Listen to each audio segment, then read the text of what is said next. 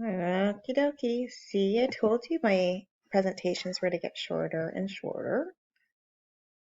Now we're talking about the next important thing in our typography portraits. Oh, it's almost 10 o'clock at night. I got tired.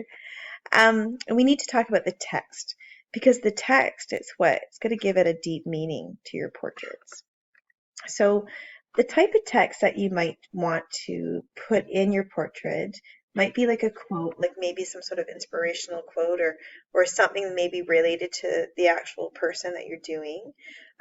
Maybe it's song lyrics. It could be, if you've picked a musician, it could be song lyrics. It could be all the titles of their songs. Um, Even if you're not picking a musician, maybe the song lyrics kind of go with, who this person is, and that could work out well. Maybe it's one word or a phrase written over and over again. So if it's somebody that, I'm thinking of like Martin Luther King, you could take something that he said and write it over and over again. Maybe it's something from a poem, or maybe it's something from a book if you're like an avid reader, or doing an author or a poet, or maybe you're a writer yourself and you're going to actually take some things that you actually wrote. So it's up to you to sort of decide how you're going to make the text go with the person.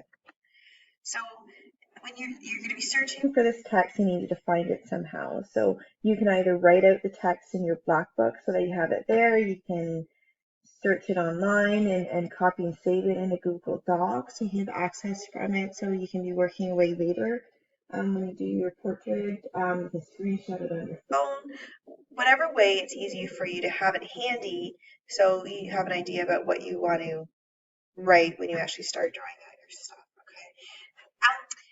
Okay. Now we've been sort of using your own font, but if you want kind of some font inspiration, if you want to kind of go funky font, there's a really cool website called dafont.com, and if you want like some inspiration and kind of like some styles of lettering, this has like everything. It's actually pretty cool. So it just gives you an idea on how perhaps you might want to go for it. So let's go old school because I'm old. Makes me feel better. See, I like some of this font. I don't know. See, I kind of like this look. I can just click on it, and it actually gave me a whole alphabet, if that helps, right? I mean, you can just kind of go for it the way that we did in our practice exercise, and it will still turn out totally wicked.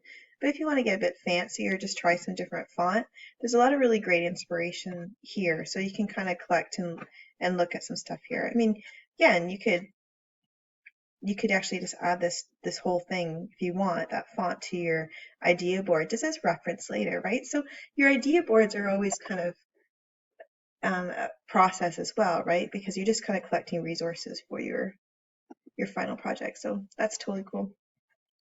All right. Yeah, so check out your font. So once we have everything ready to go, I'm going to show you next how to make your stencils so you can get going on your project.